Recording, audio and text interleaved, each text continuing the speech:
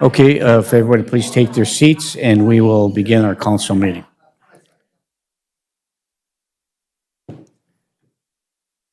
Bill, are we ready? Okay, thank you. Well, good evening, everyone, and welcome to the Virginia City Council Chambers. This is a regularly scheduled city council meeting. We'll call this meeting to order. Today's date is Tuesday, July 14th, 2026.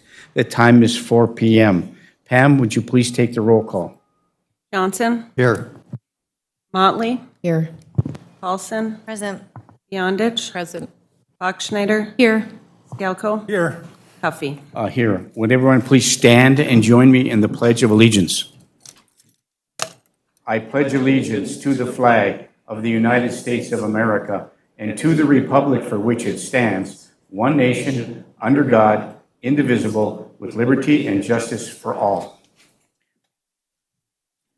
Thank you, everybody, for being here in the audience today. We have two presenters, and we'll get through the consent agenda first and go from there. But before we do that, item 3.1, I have a proclamation to read.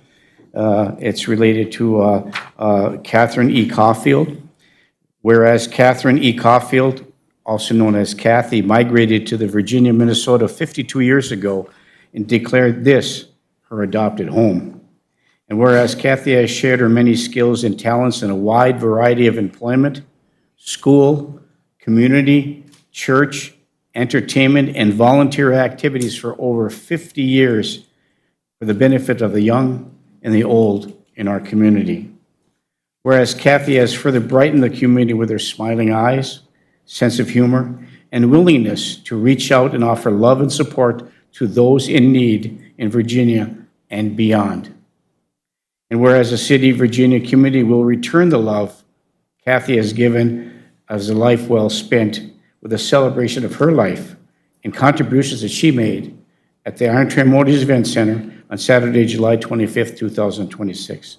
Now therefore be resolved, I, Larry Cuffey Jr., the Mayor of Virginia, along with the City Council of the City of Virginia, proclaim Saturday, June 25th, 2026 as Catherine E. Caulfield Appreciation Day throughout the City of Virginia.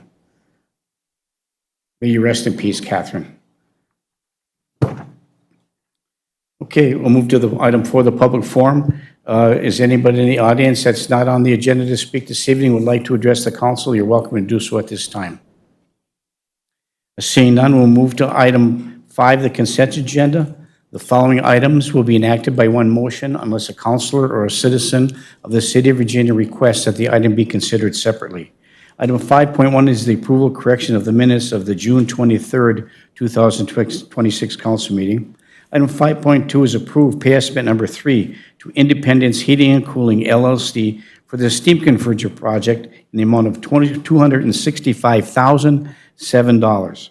Item 5.3, approved pay estimate 26 to Kraus Anderson for the public safety project in the amount of $323,246.24. Item 5.4 is approved pay estimate number 7 to Utility Systems of America for the 2025 street project in the amount of $104,992.96.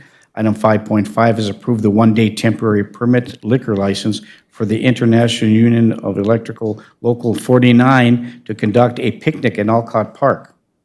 Item 5.6 is approved the solicitor's license for Adam Link doing business as Fireweed Capital for door-to-door financial planning. Item 5.7 is approved Michael Matson as an elected judge for the state primary.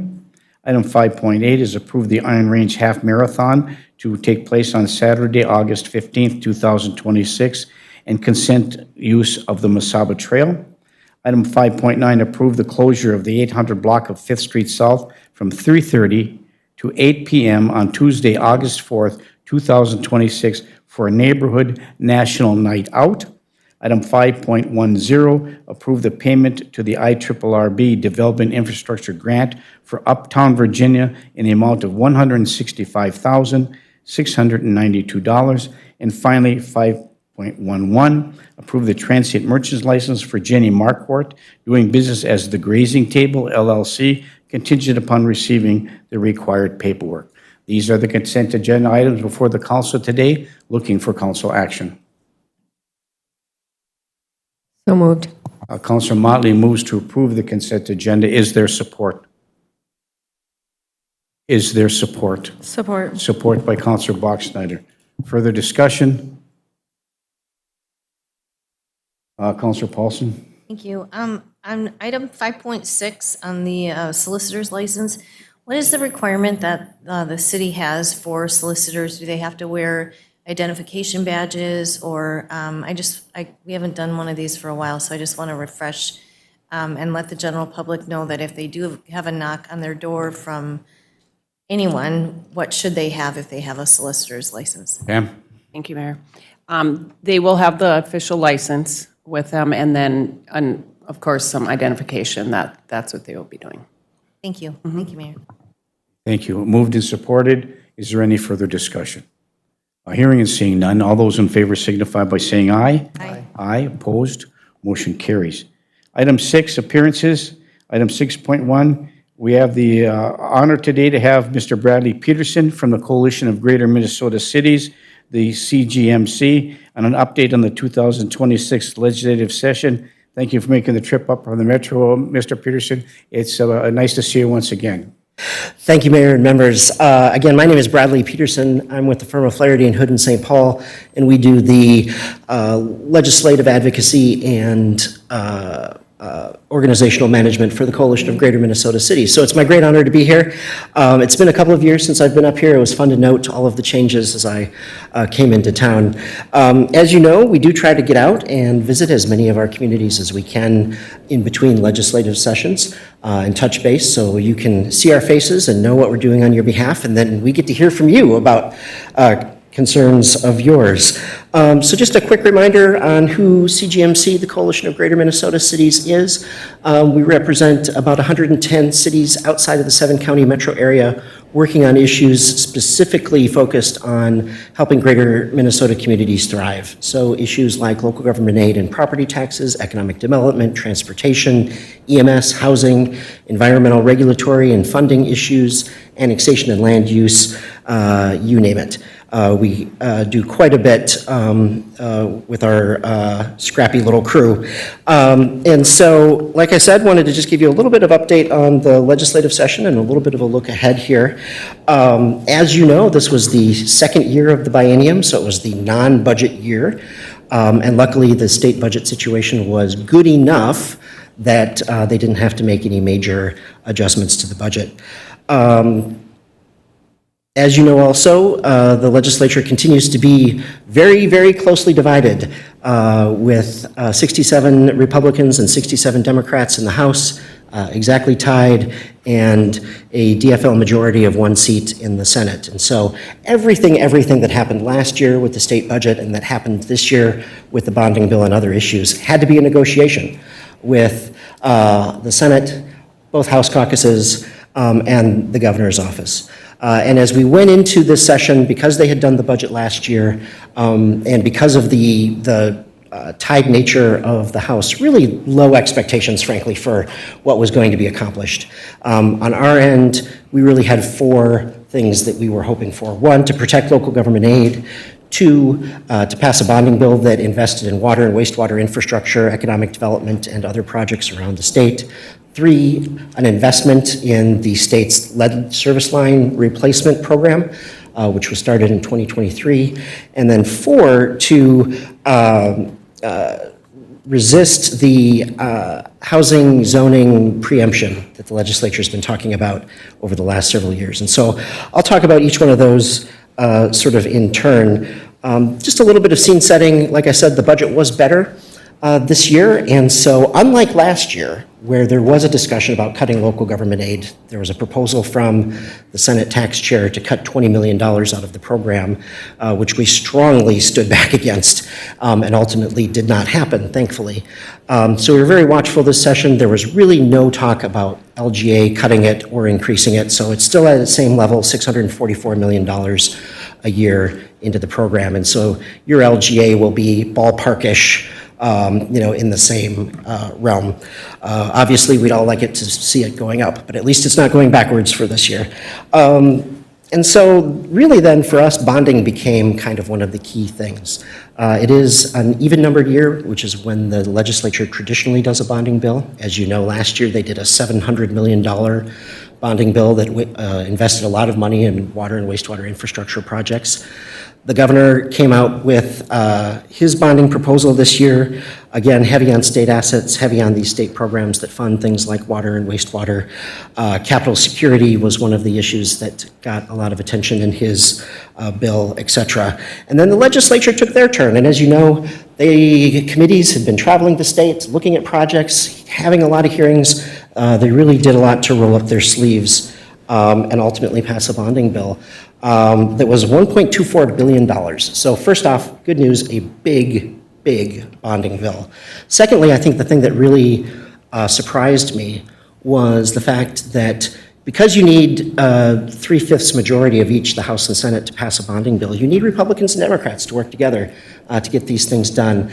And I haven't gone back and looked at the numbers, but I cannot remember a bonding bill that passed with such high margins in both the House and the Senate. And that means two things. One, that the bonding chairs did a good job of putting together a bill, and two, that there's clearly a lot of appetite and needs out there, and that legislators were very responsive to that. So we were very pleased with that outcome. There was over $400 million put into water and wastewater projects around the state, some through the Public Facilities Authority, about $122 million into their grant loan programs, and then the balance of that was to individual water and wastewater projects. So lots of money going out, lots of good work being done. I think it was a really big positive for the legislature this year. Relatedly, one of the things that we worked on and that was also carried in the bonding bill was the issue on lead service lines. As you know, in 2023, the state put forward $240 million and mingled that with some federal money to begin tackling the identification, removal, and replacement of lead service lines in Minnesota homes. And since that program got started, the EPA set a 2037 deadline to remove service lines across the country. And so there's lots of activity and lots of work in this.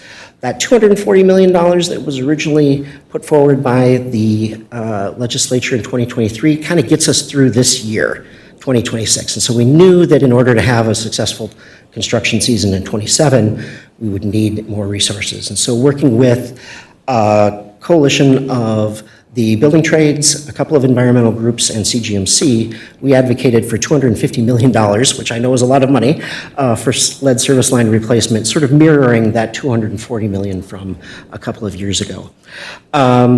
Unfortunately, as things went through, this was kind of, I think, one of my biggest disappointments. At the end of the day, there was only $15 million put into the lead service line program. And so what this means is that fewer projects will be able to get done.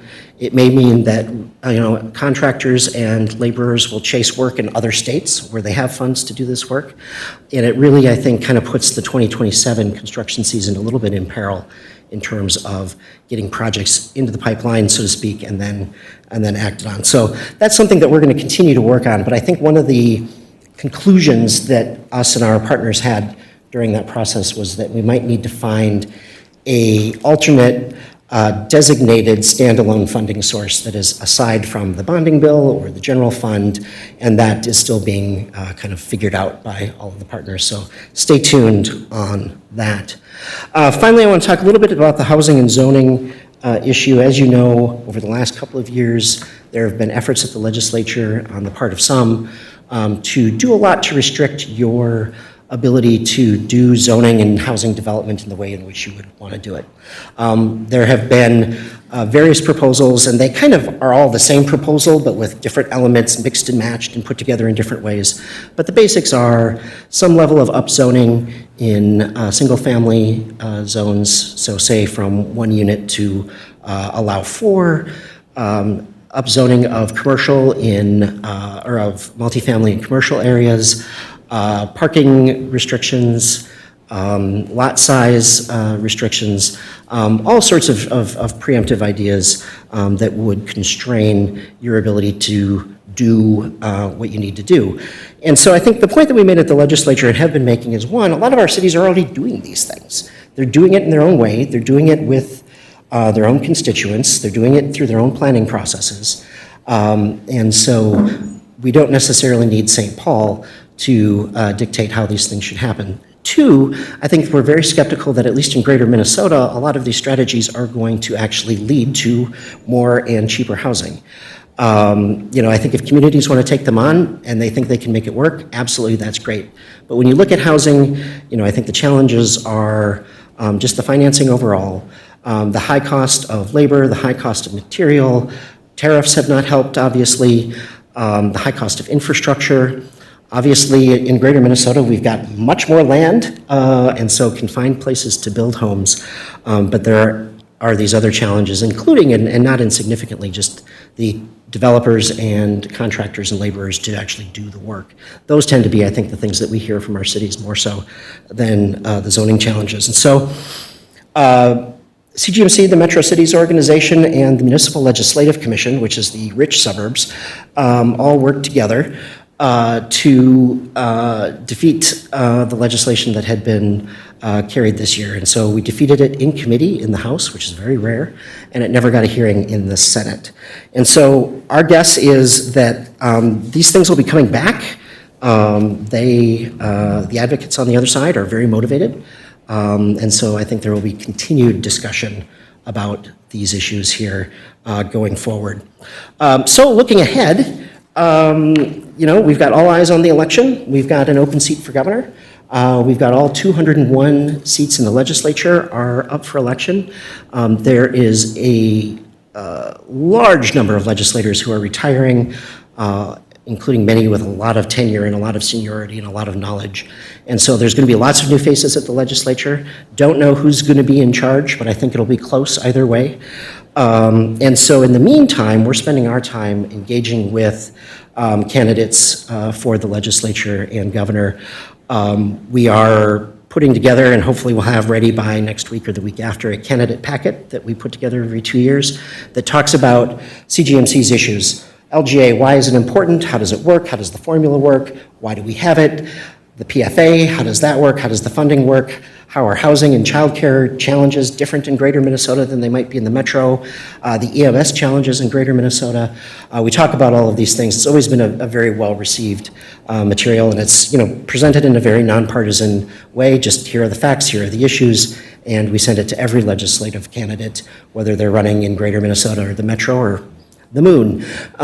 They can all have it. So that's how we're getting ready for the election, at least. And then session is scheduled to convene January 14th, 2027. So that's coming right around the corner as well. And of course, we have our upcoming events. Our CGMC summer conference is next week down in New Ulm. And then we've got our fall conference in November and our legislative action day, where we have everybody come and lobby their legislators and get briefed on the issues and get up to speed with where things are going on February 10th next year down in St. Paul. And so that is the very brief, very high level, quick and dirty on everything that the coalition has been up to, and I'd certainly welcome your comments or questions at this point. Thank you, Bradley. I just want to say I thank you personally for all the work you've done for the Coalition of Greater Minnesota Cities. You've given us a lot of your time down there at the legislature, talking to us about the challenges and the issues, listening to our concerns, and bringing those concerns forward to the other legislators. And I know you have a close thumb on the pulse of things that we lobby for the city of Virginia. And I just want to thank you for the time that you've given to us without restrictions. So thank you for that. Absolutely, thank you. Yes. Any questions for Mr. Peterson with respect to that? I just want to say one more thing then. Thank you for sticking with that EMS issue. Yep. And I know that's a very important piece for you and for your staff as we go into the next legislative session, which we're really looking forward to partnering with you in that regard. Absolutely. Thank you. Good. Anything for Mr. Peterson? All right, well, thanks, and have a good rest of your meeting. You too. Thank you, Brad. Appreciate it very much. Okay, item 6.2, Rachel Sivney, regarding the Midway Motel. Rachel, please come forward. Please state your name for the record formally and It's welcome. Rachel Strasser. It just, my maiden name got put Okay. on there, so. Okay. Yep. I was wondering, do I have the wrong name? Yeah, So, thank no, you. just, it was just, Rachel. yep, Strasser, yep, Strawser. Okay, Rachel. I have questions and concerns. I have lived in Virginia for 5 years and in the Midway neighborhood, and the motel that is out there is become a big eyesore. I called the city within the last few weeks and have learned that it is owned by the city.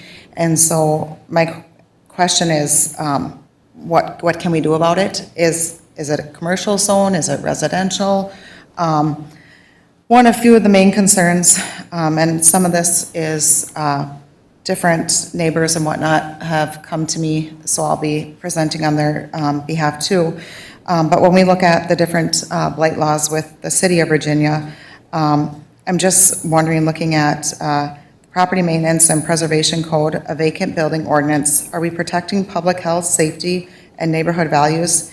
It definitely failed exterior part of the building. I get all the bricks are starting to come down.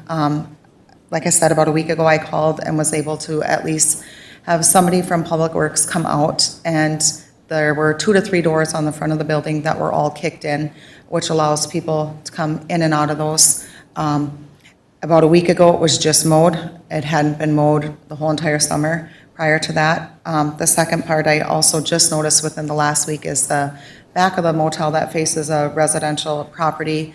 All of those windows had maybe they're, I don't know, 2x2 size, but previously they've all been kicked in and smashed. And so I did see that boards got up there, but I'm just wondering, is there a way that we can safely take down this building? Some of my suggestions, I'm not sure if it's possible, but could we work with our local fire department? Would we be able to have the funds to let them, use this as a practice and kind of destroy the building that way? A few neighbors just wanted to mention, kids have been vandalizing it, being more attracted to it. They are, especially the house that lives next to it, she said there's definitely traffic often where they're throwing rocks or glass, and then there ends up with broken glass in her yard. And I have noticed the glass just even in the front of the motel. And that is a kind of a big turnaround for, people using extra overflow parking for Sugar Shack, or sometimes you'll see, local trucks and whatnot resting at that. The other one was to mention that the broken windows in the basement that were just recently boarded up, that it's full of feces in there. And so she said it's smelling up that part of the neighborhood when you live down there, whether it's raccoons, skunks, whatever, they've been housing in that basement for some time. There was also concerns about the dangerous wire hanging from the building and being close to this other home where they are unable to mow certain spots and maintain the bushes that they have. And a few others from the Midway community have asked, they said at one point they were told that it cannot be taken down until the townhomes that were supposed to be built over there. And so residents are wondering, are townhomes still being built? They were also told that there was possible asbestos in the roof, and which is why that couldn't be taken down until the townhomes are over there. If this is something, I would ask for it to be taken down. If this is something where funds are not available, then I would definitely propose as soon as possible having somebody come up from the city. They're going to have to get ladders, but the rest of the building that has broken windows and doors open on the second floor, they need to have that all secured for safety issues for a lot of us. And the last main thing was the concerns. The amount of pigeons that are in this facility are outrageous now. And so the safety for that, there's different residents nearby that will state that they have the pigeons all year round in their bird feeders, and they just have feces all over their roof, all over their yard. And at some point, there had been homeless living in and out of there. So that's my proposal, is to, if we can, to get rid of that eyesore in the community. And if not, at least secure it for the residents of Midway. Thank you, Rachel. If you stay there for a moment, please. There's a lot of information that we have with respect to the hotel. But I'm going to, before we go to Councilor Paulson, Jenny, do you have any information about the Midway Motel? It's not being taken down as a result of not having the townhomes there. There's funding issues that we're trying to get through there to be, I'll let Jenny explain. Jenny? Thank you, Mayor. Yeah, you. you are correct with the funding issues is that, and thank you for addressing your concerns with us. And we are aware, I think, as a council and as staff of a number of them. I would say to start with the funding concerns, it is kind of cost prohibitive for the city at this point in time to demolish that building. However, if we had a development plan or redevelopment plan, there is potential funding that we can apply for. And we have been working through with different potential developers throughout the years to accomplish just that. We would like to see that building down just as much as anyone, honestly. And at this point, you don't have a developer. Not at this point that we can apply for funding. The redevelopment has to take place kind of in conjunction with. Sure. There may have been some townhome development at some point that I think maybe fizzled out. There's potential housing on property to the north that we've been pursuing some developers on getting that accomplished, and perhaps that would expedite some of the redevelopment plans for this property. I would also like to just say, for everyone in Midway, for everyone in the city of Virginia, if there's concerns with safety, vandalism, kids going in there, please call 911. We can't address those issues unless we have documented calls to 911 for those safety issues. And we do, want you to call about blight issues too, and we do the best that we can with the limited staff we have on our public works staff and our blight staff to address those concerns. We realize their concerns, and we do try to expedite those issues as best as we can. Yeah, I was very pleased that they were out there, within the same week, for sure, for getting down the doors. So I don't know what the funds look like to throw up OSB, a few more sheets, and get that second floor at least, for safety. So the police have been directed, and they've been going up there on a regular basis and looking for people that are there. If they are, they've been removing them, and they find this damage as well. So if that's an issue, which apparently that it is, and I go by there every single day, so I understand that. So there's a lot of things we can't do, but there's a lot of things we can do and should be doing. So I have a lot of information to provide for you. I think I'll do that in writing and have staff do that for you and your neighbors, but I'll defer to Councilor Paulson here and then over to Councilor Motley.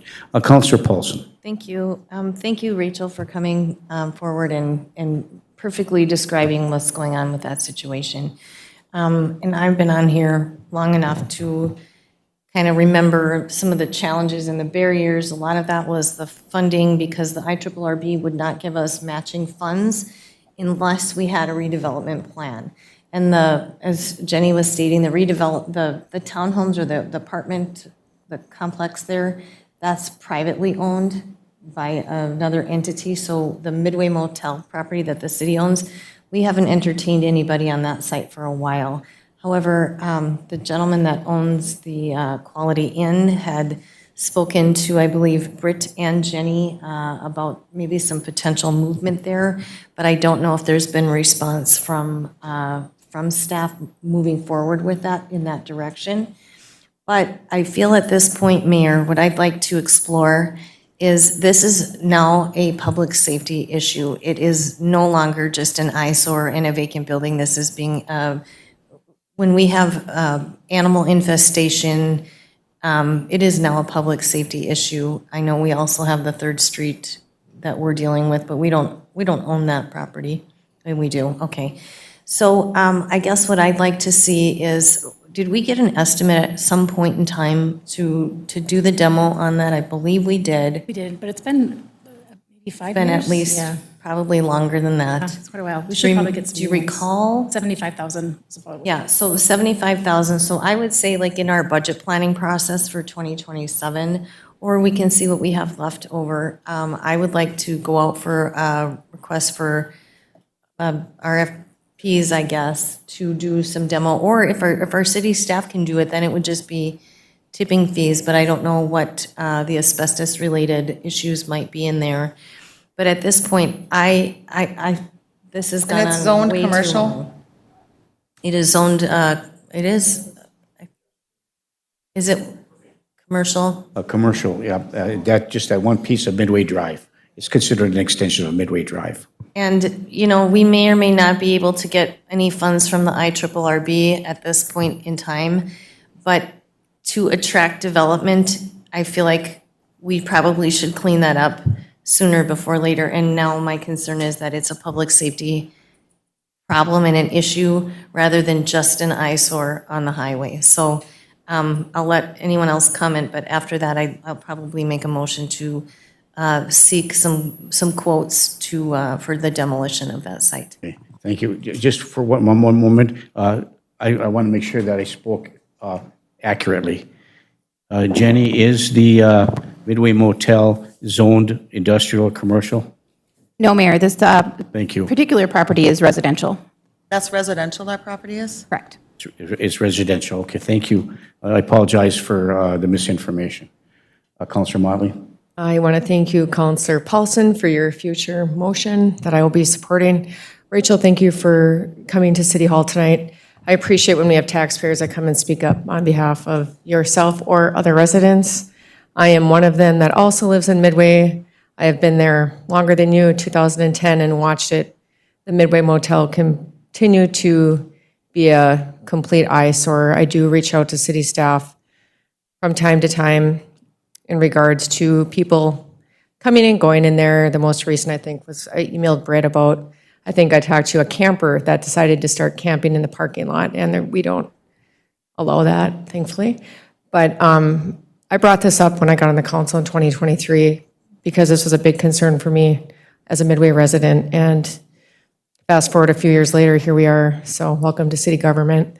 I feel like this is an extreme eyesore when you're coming into Virginia, and that's the first thing you see. Welcome to Virginia. It's a falling apart motel that our own city is in violation of its blight ordinance.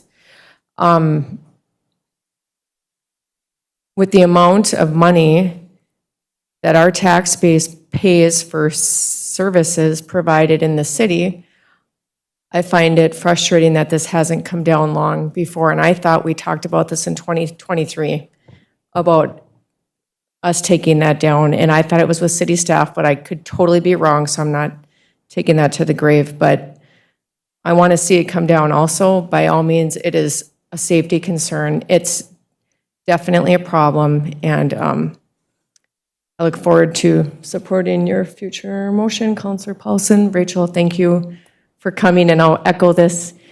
Consider running for council in the future. It's nice that you're paying attention, so. Thank you, Mayor. Thank you. I would just ask if this is residential, that when you follow up with some of those questions, what does the city want to sell this building for? Well, I think I believe if Jenny, if you could maybe give us some background. I thought that we condemned that building a while back. I don't know if that's the case or not, but before you answer that question, another piece of whatever action can be taken in order to mitigate this problem that you expressed to us today. And I know we had to ask the fire department if they could do a controlled burn and tear this down. There were some issues regarding toxic fumes coming out of there, and that once you burn it, the debris becomes toxic. It has to be specially disposed of, et cetera, but I don't know if that's still the case or not. No, Jenny? the neighbor next to it, I mean, the fumes that come out, they don't go outside at all because of the feces and decaying animals in the talking basement. about when you do the Yeah, control burn. Yep, I know. Jenny? I believe you're correct, Mayor. I would have to look further into the details of those reports, but that's my understanding of it, yes. Yeah, would you do that, please? And Rachel, thank you. Counselor Paulson has a motion on the, to present maybe. Okay, thank you, Mayor. I guess I will make a motion to get quotes for, to seek quotes for the demo at the Midway Motel site that the city owns. And that could be I would say we would just do an estimate of our own labor, and then, I can't remember when they had to demolish my building after the fire, but where they spray the water, so it is controlled. So I don't, I'm sure that would be a needed, I can't remember the name of that technical name, but the motion would just be to seek quotes for that. Thank you. Is there a motion was on the floor? Is there a second for that? Support for discussion? Support by Counselor Motley for discussion. Further discussion, Counselor Motley. Do we have these equipment amongst our city, with city employees, that can take this building down? So we. Too big. Okay. I Okay. believe it's because it's a commercial building. Is that correct? And there's another story above it. Is that the reason? It's too large for our equipment. It doesn't go up high enough. Okay, thank you. A motion on the floor in support. Is there any further discussion? Hearing and seeing none, all those in favor signify by saying aye. Aye. Opposed? Motion carries. Thank you very much, Rachel. We'll send you some correspondence with some of the history as well. Thank you. Okay, item 6.3, Mr. Brian Silber, our Park and Recs Director, along with his staff that's here today regarding 4 items on the agenda. Brian and Jim Hunt. Brian? First item that you have on the agenda is consideration of passing a resolution to apply for and accept funds for a grant through the Virginia Community Foundation for the Olcott Park Italian-American building restoration. We are wanting to do the same thing to the Italian-American building that we did to the Lions building the other year, which is remove all the rotting sideboards or fascia that's on that, replace and reinforce the stud walls that are inside of it, and then put a new long-term weather appropriate siding on the outside of it. As far as funding for this grant, we are able to use our in-kind services of staff time as a match for it, so should not have any impact on the city's budget or the park's overall budget. Thank you. So moved. Move to approve by Counselor Johnson. Is there support by Counselor Skalko? Is there any further discussion? Hearing and seeing none. All those in favor signify by saying aye. Aye. Aye. Opposed? Motion carries. I'm sorry, Counselor Beyondich, I apologize. Supported by Counselor Beyondich? Oh, I'm sorry. Counselor Beyondich recuses, so the motion was supported, moved and supported. All those in favor say was aye, and with one recusal. Thank you, apologize for that. One recusal, thank you. Next item, please, Brian. The second item that I am here for tonight is another grant application through the Virginia Community Foundation, this time through the Olcott Fountain Fund that they have. When we brought the fountain back online this spring, we discovered that we had 2 of the pumps inside the fountain that are no longer working, and a 3rd pump that is on its last legs. So this grant is to purchase 5 new pumps, and by the time we get to this, we'll probably need to install 3 of those pumps.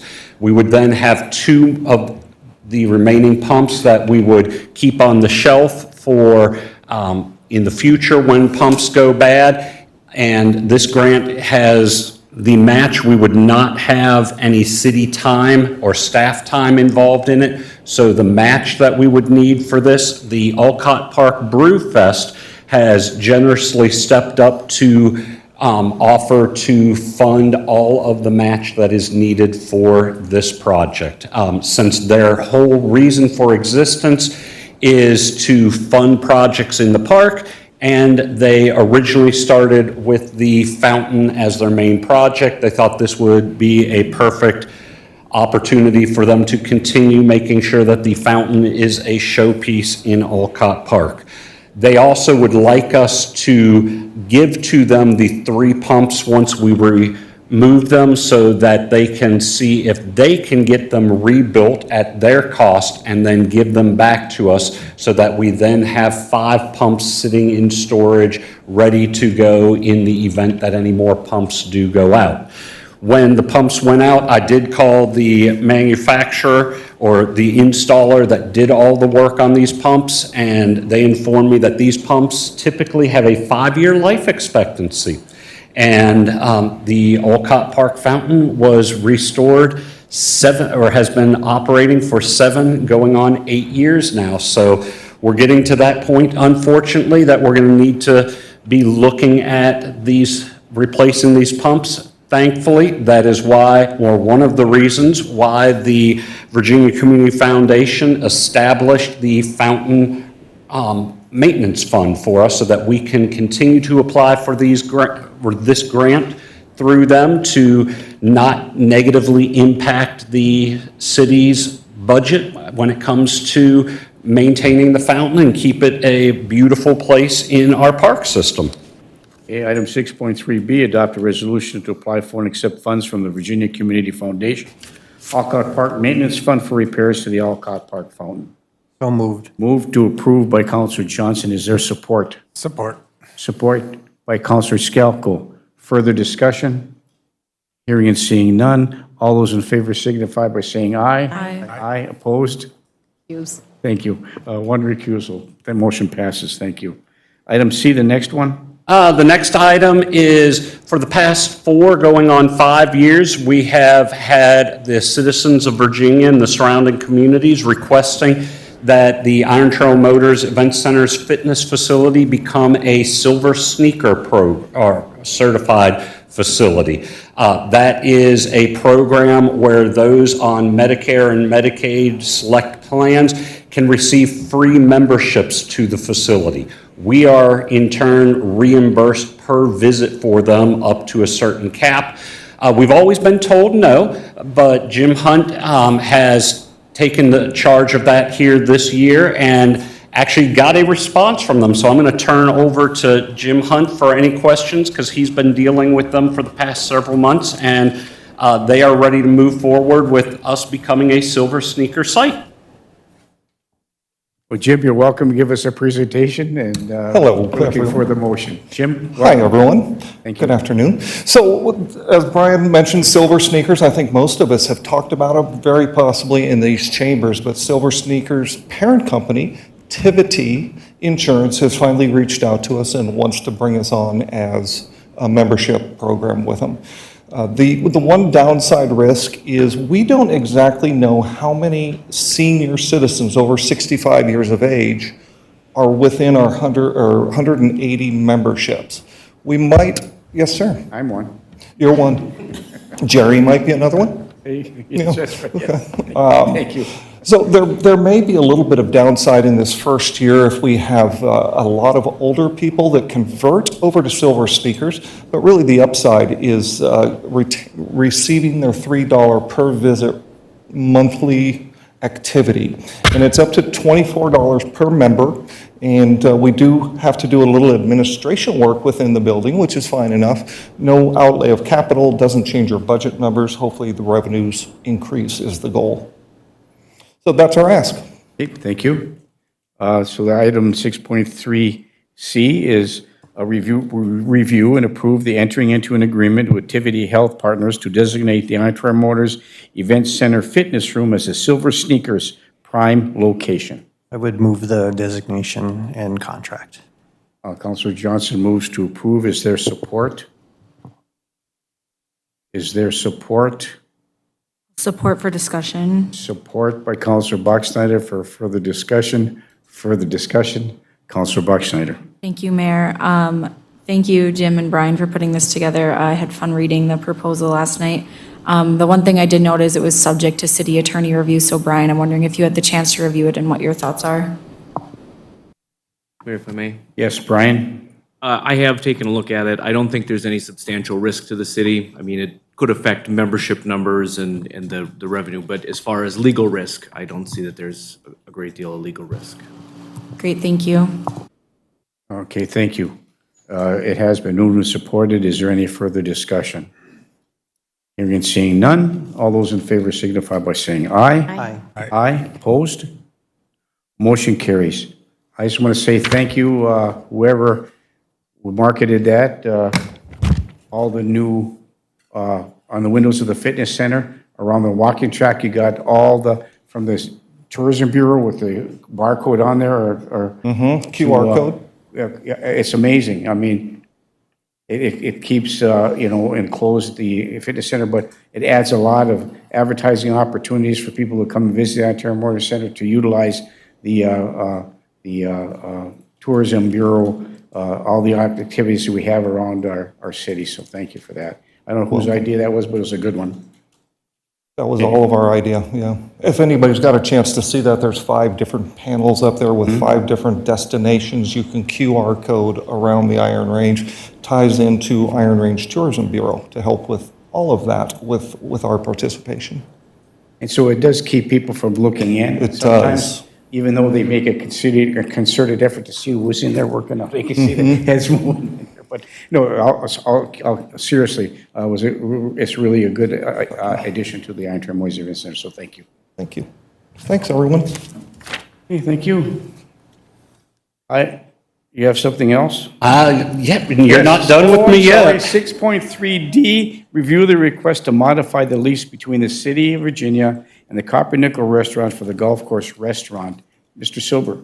So we had our annual review with the restaurant here a couple weeks ago.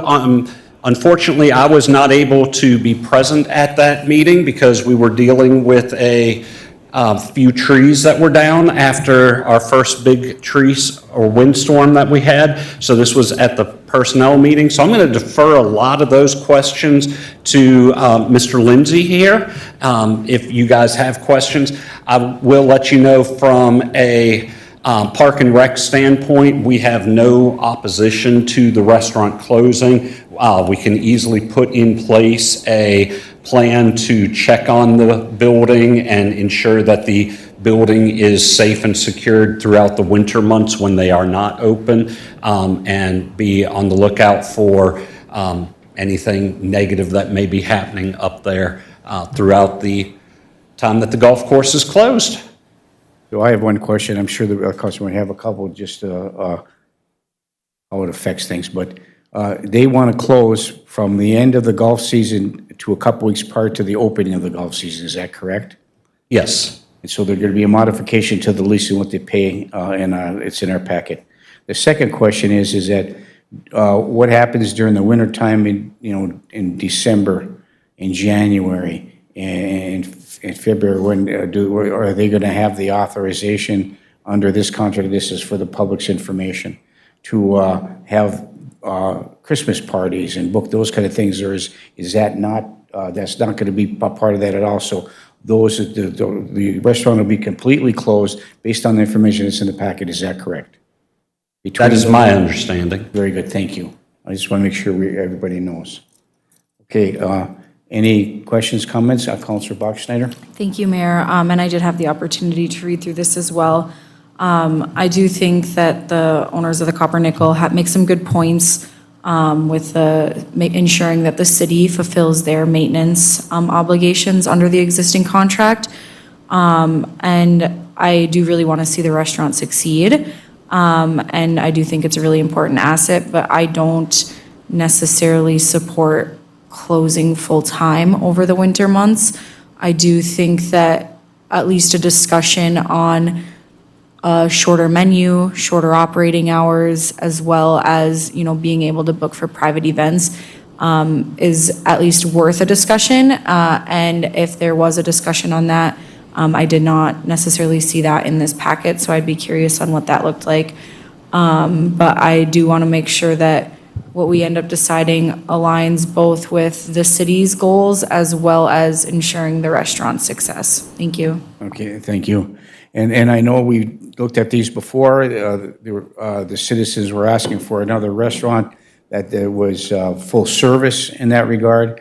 And so as I golf around the regions, I've asked, knowing this was coming, all these other golf courses, do you stay open during the wintertime? And they have a nice business, Coppernickel, in the summertime. It's booming. And other communities in the golf courses all across the region, they do as well. But they all close during the wintertime because they have no activity. Snowmobiles or anything, nothing. They close completely for that particular reason.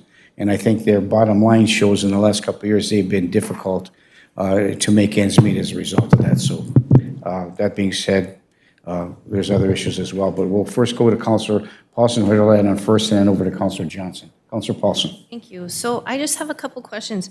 Did we assign a committee to meet? Is that? No, their contract says they meet with us, meet with the attorney and myself, and then the Buildings and Grounds Chair. And then what now? Buildings and Grounds Chair, we invited. Oh, okay. Their agreement says that at any time, if there's a point that we want to talk about the utilities, that we were going to come together. If you recall, that agreement had stated that when the utility discussion after year two, we would come together to talk about the price of utilities, and what their request was this instead, was to close. So I reviewed it, I understand it. I just don't know how I feel about it. So what was some of the discussion at the meeting, if I might ask? And I don't know who attended who was at the meeting? Mr. Lindsay? Thank you, Mayor. So there was a good discussion, and at the beginning of the discussion, they indicated that they understood that when we first entered the agreement, we anticipated it being year-round and open. They did express to us that they were just having a hard time, they're a for-profit business, they were having a hard time making payroll, making it successful during the winter, and they attributed it, and probably rightly so, that it's off the highway. They had a hard time directing traffic up. The winters that we've had that support the recreational activities that would be the drivers for their business during the winter just haven't been the winters that we've experienced in the past. And they've expressed some concern that as even the snowmobilers and the recreationalists that come through aren't really stopping to dine. They kind of blow right past that spot to get out onto the trails and to do more things. And they indicated because of that and because of the difficulty in arranging staffing and the unpredictable nature of what the business may be, that business is very, very difficult at that location during the winter, which prompted this request. Okay, so so there was a committee that met, or I guess I'm looking at what the recommendation is. I think the recommendation is, their request is they want to close from October through April, which would be a lease amendment. If any of the council, any of you are uncomfortable with that, why don't we schedule a special meeting with them to talk about the adjustment of the lease? Because it will require a council vote to either terminate or renew the lease, or however we're going to do this, whatever we're going to do. And so we can really all sit down and talk about it. I think all of our goals, and I think it would be good for them to hear from you all, that our goal is for them to be successful. We all appreciate that and we want that. What can we do also on our side to help, and what can they do to help the city as well? So I think maybe that'd be a good solution, is to come together and hear their story. Because once you hear it, it's a little, and I don't know that Brian and I will ever do it justice to what they say. I think it's something you guys need to hear as well. Yeah, and it does say on the docket here that it's to review the request to modify, not to approve it. Just to review at this point in time, and we could set another meeting. So, Councilor Johnson, you've been patiently waiting. Thank you, Mayor. Councilor Skelkel and I were I don't know if it was an official committee meeting, but we did meet with them. And their concerns as business owners are definitely valid. There is no way of seeing the building from the highway. People who are going there to play golf, and then they are eating or having drinks. I really respect that they came to us, put in writing what their challenges were and what their requests are. We need to listen to these folks who are paying a lot of money to be there, and they are saying to us very bluntly, we cannot make it in the wintertime because there is not enough traffic to justify paying anybody to be there. having worked in the business, restaurant business a lot, keeping a building open for intermittent winter parties is extremely expensive. Shutting down the building to minimal winterization will save the city a lot. It will save them a lot, and they can be much more profitable, and they can do more with the business they want there.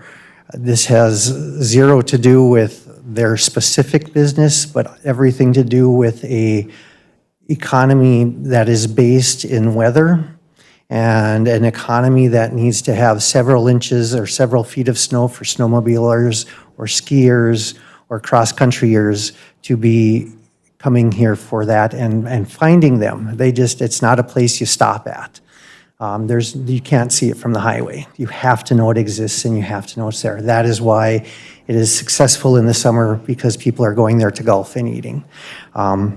It's the recommendation, what was our recommendation as we met with them, to bring this forward so that the council could look at it. And I am fully in support of the changes and looking at what we need to do to help support them as a small business. We support a lot of small businesses in this town through grants, through other funding, and so this business should not be an exception to that whatsoever, especially since what they're asking is actually going to save money when it comes to plowing, salting.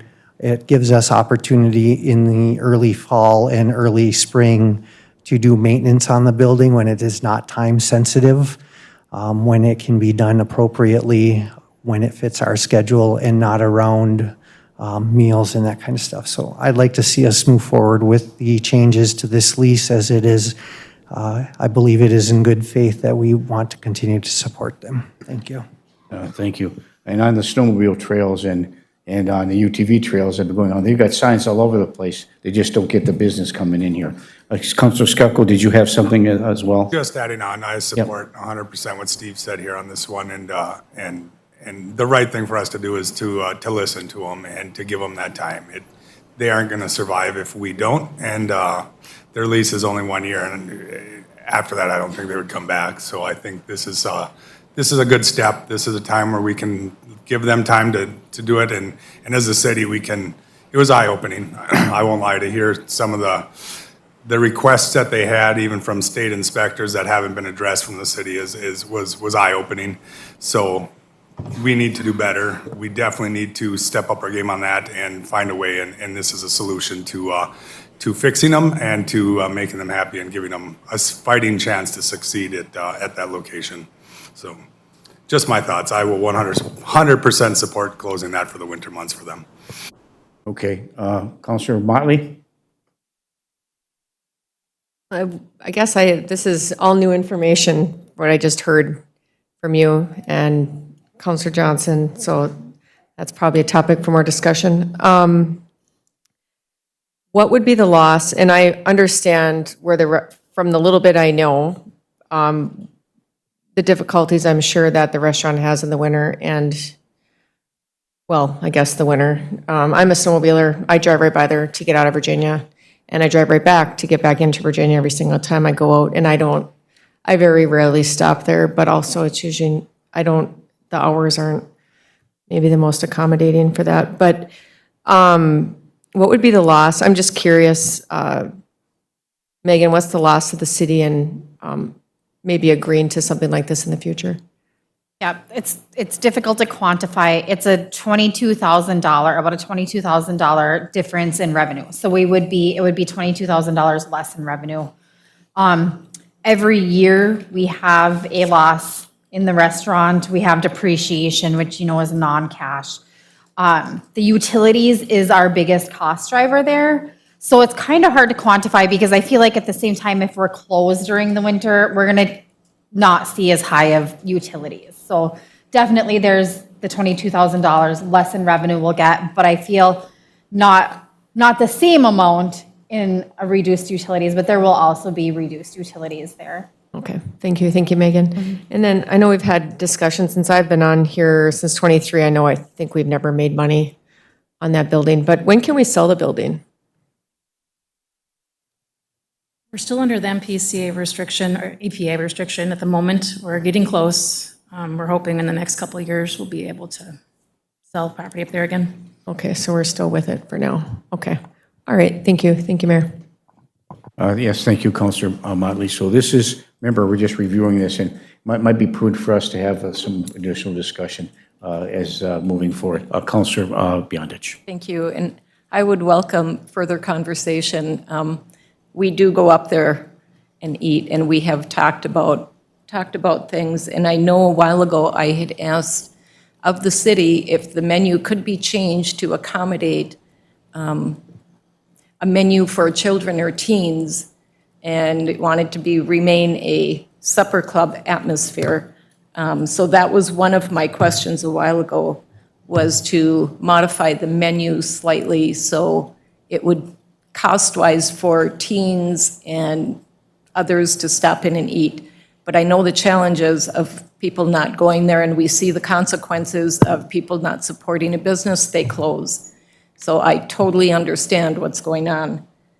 But that was my question also, is when would that building be available to sell? So if we could get a time frame on that, of what the city's looking at time-wise, where we could sell the building.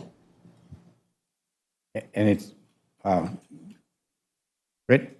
But again, that's under, we're still working with the EPA and the MPCA up there on the concerns that they had regarding that property. And until they release it, we can't do anything with it. So you can't discuss the restaurant, the building itself, and the sale Whole of it? entire 40 acres, 50 acres. That goes up past Honda Hills through the golf course. It has expanded significantly over time. So thank you. Okay, so, I mean, I've talked with the owners several times when we do go up there for dinner, and I know some of these challenges do exist. And I will keep saying it, when we don't support our businesses, they will go away. And if this was a private business doing that, they would be gone. Yeah, but thank you. I eat there 3 times a week because I don't like to cook all much for a single guy. But I mean, seriously, in the summertime, it's packed in there. The bar's packed. The restaurant's in pretty good shape, doing well. In the wintertime when I go there, I might be the only one in there. There's nobody in, and even during Friday nights. I mean, sometimes there's no one in there. So I know, I see the struggles that they're having, so we're looking forward to some further discussion with respect to this. Councilor Paulson? Thank you, Mayor. I mean, I'm amenable to letting them close during the winter. I feel like we all want to support them. I just financially, I think the numbers we just need. So I don't know if is it necessary to have them come? I mean, Councilor Skelko and Councilor Johnson were there. Brian and Britt were there. So you kind of conveyed what their concerns are. I don't know if it's necessary to pull them off their business again, but I mean, I'm amenable to doing that. I want them to succeed. And maybe that does give staff time to do maintenance or repairs during that, close down time, and it would save some money utility-wise, parking lot-wise, maintaining snow removal. So, I mean, I don't know what else needs to be done, but I'm okay with it, I guess. Thank you. Well, we can act on it tonight, and I found somewhere in that conversation a form of a potential motion. Okay. So is there anything else moving forward? Councilor Johnson? I will make a motion that we put this on the next city council meeting for formal approval for any other details that may need to be worked out.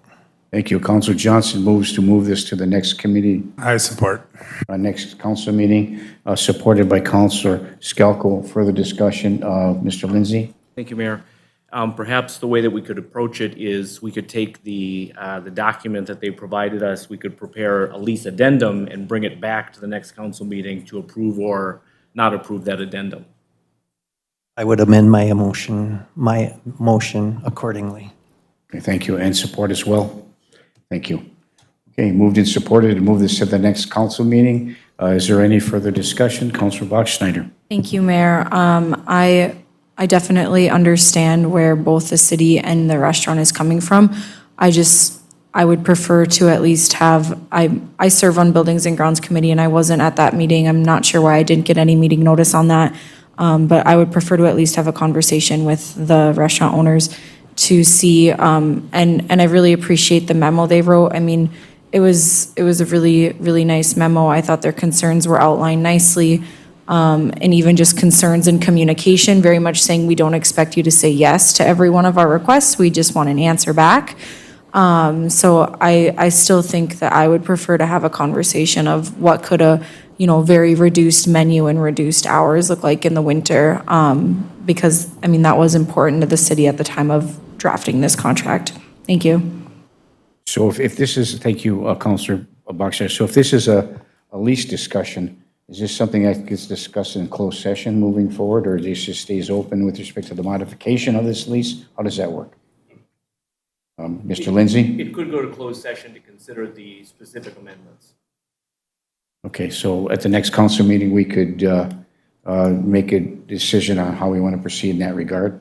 We are just moving this to the next council meeting for additional information. It might be prudent maybe to invite the restaurant owners there as well. Councilor Bachschnider? Thank you. Are we moving this to what was the motion? We're moving this for legal to make a draft amendment to the language, right? So it's not just for discussion. We're asking legal to get contract language for us to Well, review. that's not the motion right now. The motion is to, well, okay, oh, he meant, okay, yes, thank you, okay. It moved and supported, okay, thank you. The vote amended. Is there any further discussion? Councilor Motley? Yeah, I was going to just ask this before Counselor Johnson's motion, so I'll just make this quick. I'm just out of curiosity, if they wanted to modernize or do something on the inside of that golf course restaurant where, let's say they wanted to blow it up into a sports bar and grill, do they have that ability, or is that controlled by the city of Virginia? Mr. Lindsay? A change that significant would be controlled by the city. Okay. They can put up decor, but anything that would be a fundamental change to the premise would require agreement of the city. Okay, thank you. Thank you, Mayor. Thank you, Councilor Motley. So would you please read back the motion real quick so make sure that I am on board to understand that? So thank you. Moved by Counselor Johnson, supported by Counselor Skalko, to move discussion to the next council meeting on July 28th. And the attorney will provide an addendum for review per the request to modify the lease between the city and the Copper Nickel Restaurant for the golf course restaurant. Is that amenable? Councilor Bachschnider? Thank you. I'm absolutely supportive of a discussion, but I don't think we should be directing legal yet to make any contract language changes. That's just my opinion. Thank you. Well, the motion is to direct, so it's moved and supported. Is there any further discussion? Hearing and seeing none, all those in favor signify by saying aye. Aye. Opposed? No. No. Roll call, please. Bachschnider? No. Skalko? Aye. Huffy? Aye. Johnson? Aye. Motley? Yes. Paulson? Aye. Beyondich? No, okay. No. That was a no. Our motion passes 5-2. And do we need a separate motion to invite or do we want to invite the stakeholders of this meeting or not? I don't At think this it would point. require a motion. I think that could be something that happens. Yeah, I think we should invite them for the next council meeting to discuss. Thank you. At least they should know. Okay, thank you. We'll do that. Anything else on this matter? Mr. Silber? That's the last thing that I have on the agenda. I just would like to thank the council for moving me up to appearances so I can get to music in the park. By the way, tonight's music in the park has been moved from the fountain to the bandstand so that we have both the band and the audience under shade, and we will have water available for anybody who's coming out for music in the park tonight. So as soon as you guys finish up, hope you guys come to Olcott Park to enjoy the Iron Range Funk Machine live in Olcott Park. I'll be up there. What's the food truck up there tonight? Do we know? Curbside crepes. Very good. Thank you.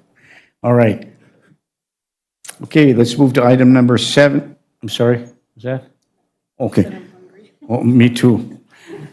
I'll move to item 7, unfinished business. Item 7.1, approve the second reading of an ordinance amending Chapter 10 of the City Code of the City of Virginia to add 10.15, regulating electric assisted bicycles and motorized foot scooters. There was some information provided at the last meeting by our chief of police. I will move the ordinance, second reading of the ordinance. Councilor Johnson moves to approve the second reading of the ordinance. Is there support? Support. Support by Councilor Motley. Is there any further discussion? Hearing and seeing none. All those in favor signify by saying aye. Aye. Aye. Opposed?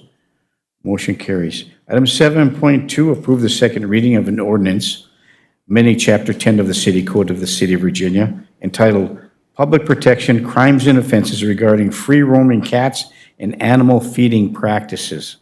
So moved. Support. Move to approve by Councilor Paulson, supported by, was it Councilor Johnson? Further discussion?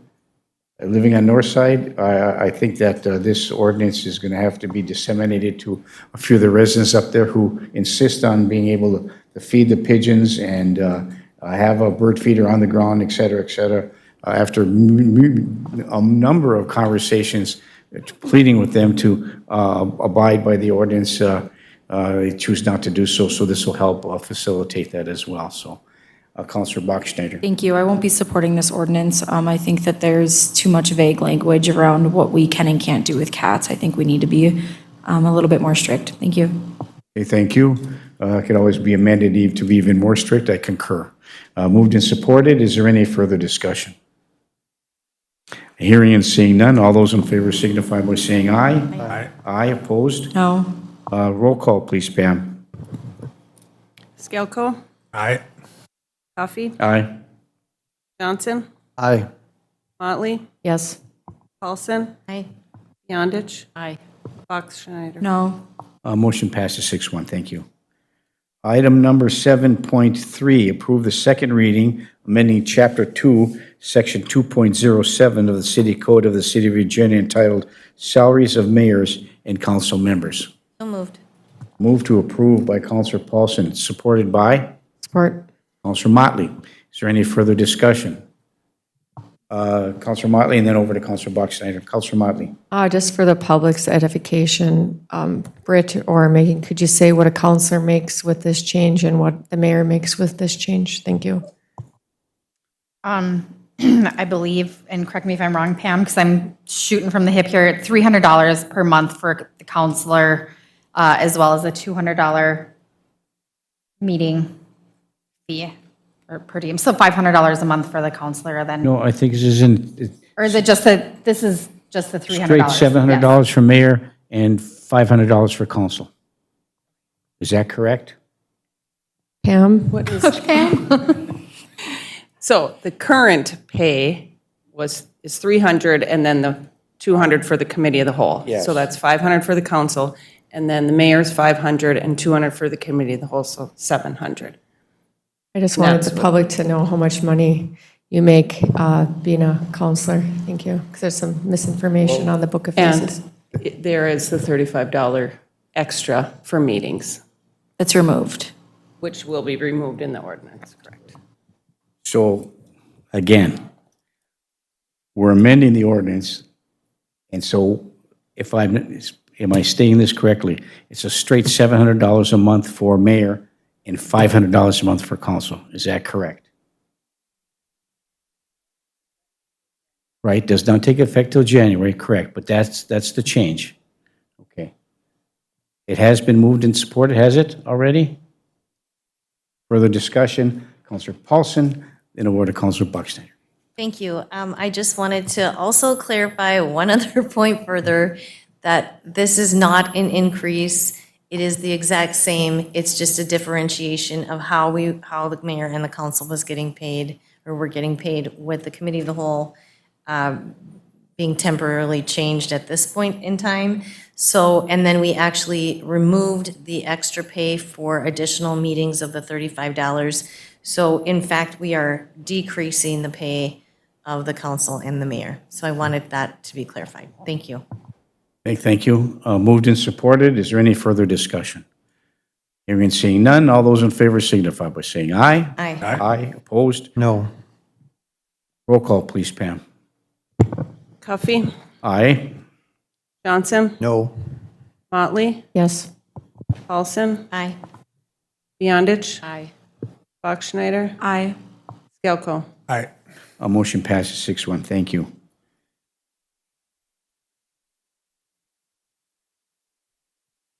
Okay. That issue has been put to bed. Let's move to item 7.4. Discuss the ACH payment process information with Franzen Bank and Sharp. This is a carryover from the 5/19/26 Committee of the Whole meeting. Megan. If we could carry this over to the next meeting, I just got the references for other municipalities to be able to answer the questions that the auditors had suggested I ask. So still in the process of data gathering. I would move to file and receive and no further action. Motion by Counselor Boxley to file and receive with no further action. Is there support? I will support that. By Counselor Paulson. Further discussion, Counselor Johnson. I'm curious to know we're waiting on references, not on information from Franson, is that correct? Correct. Yes, I feel that Franson didn't have great information for me, and it took a long time to get the references, and to be 100% honest with you, I got 2 references, not a range of references, and I'm a little bit skeptical at this point about that, still willing to reach out to the references, but yes. So your request is that we do not do this at all at this point then? I don't know that that's my request yet. I would like the opportunity to maybe talk to these other cities. One is a city, one is a school district, but it's a little odd to me that it was so difficult to get references for this, and Then I will move to table for one more meeting so we can have the opportunity to get the additional information. Moves the table. Okay, there was a motion on the floor, but Counselor Johnson moves to table. Is there support? Is there support? Is there support? Motion fails for lack of support. The current motion on the floor is, please read it. Pam, thank you. Moved by Counselor Paulson, supported by Counselor Motley. Bachschnider, sorry. You moved it, okay. Moved by Counselor Bachschnider, supported by Counselor Paulson Yes. or Motley. Okay. To receive and file the ACH payment process information with Franson Bank and Sharp. Okay, thank you. Is there any further discussion in that regard?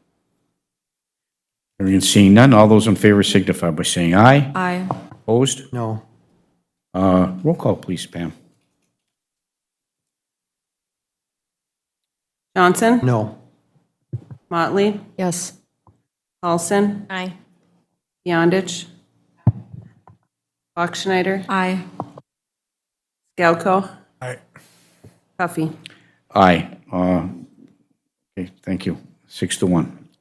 Item 7.5, review the proposed Employee Retirement Incentive Plan, the ERIP. This is carryover from June 23rd, 2026. We have in the audience our Director of Human Resources, Joy Rudebush. They may want to answer any questions or provide from any information. Joy, would you do that for us, please? Okay, Britt, would you like to speak to that and with some? The Thank you. last Joy. meeting, staff was directed to do an interest form to see if they have any employees that were interested in an early retirement plan, and we had an overwhelming response of 14. And that, it's just a great response. We were appreciative of a large response such as that. However, that does bring up another concern that we would need to do a little more workforce planning, because if we have everybody leave on the same day from the same department, it's going to be chaotic and awful and not going to work. So I respectfully request that maybe we go back to the Personnel Committee and talk a little further about how we're going to move this transition through. With these people that want to retire, I think we need to be a little more selective and at least plan stages of how that's going to roll out. So I would like to have a little more discussion, if that's okay. Okay, very good. Very Joy and good. I should say, Joy, this is a partnership between Joy and I, but this, Okay, Counselor Bachschnider? Thank you, Mayor, and thank you, Britt and Joy, for all your work on this. This was also really good to read through. Some things I just want to point out for the general public's awareness. We did include, the memo that Britt wrote for us does say specifically that instead of just considering this as early retirement, that we should call this a workforce transition and organizational restructure plan. And this should not just be offered on a first-come, first-served basis. Instead, participation should be management-directed and subject to city approval based on operational needs and organizational priorities, which ensures that early retirements are approved only when they support organizational restructuring or provide a measurable operation or financial benefit to the city. So I think that this is a really, really great direction that we're going. And then I agree, I think personnel committees should review a little bit further, and then specifically on page 107 of the packet, the ERIP contribution, right? What is a reasonable amount? And I do recall Rock Ridge did this a few years ago, and so I'd be curious what their amount was, and if we could look back to that and discuss that further at personnel committee too. Thank you. Thank you. So looking for if there's not additional discussion, looking for a motion to bring this to the Personnel Committee for additional review with staff. So move. Support. Moved by Councilor Bachschnider and supported by Councilor Motley. Is there any further discussion? Hearing and seeing none, all those in favor signify by saying aye. Aye. Aye. Opposed? Motion carries. Thank you. Okay, next item on the agenda is 7.6, approve the modification of the generator servicing contract with Cummings to include the Public Safety Center for an increase of $4,936.60 for the 5-year annual inspection cycle. So moved. Move to approve by Councilor Johnson. Is there support? Support. Support by Councilor Bachschnider. Is there any further discussion? Councilor Paulson. Thank you, Mayor. So since these are all new, I just was under the assumption that they would have warranties. Are we required to do inspections annually? Or I would think maybe inspection would take place after warranty expiration.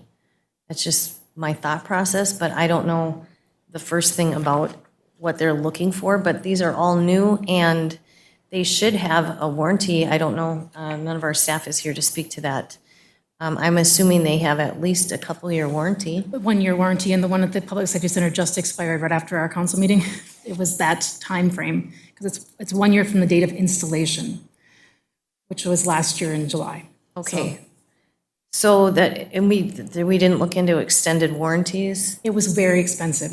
They're much more expensive for that one. than just having this maintenance Part of the plan? Cummins one. Okay, I appreciate that. Thank you, Brett. Okay, thank you. We have a motion and a second on the floor. Is there any further discussion? Hearing and seeing none, all those in favor signify by saying aye. Aye. Aye, opposed?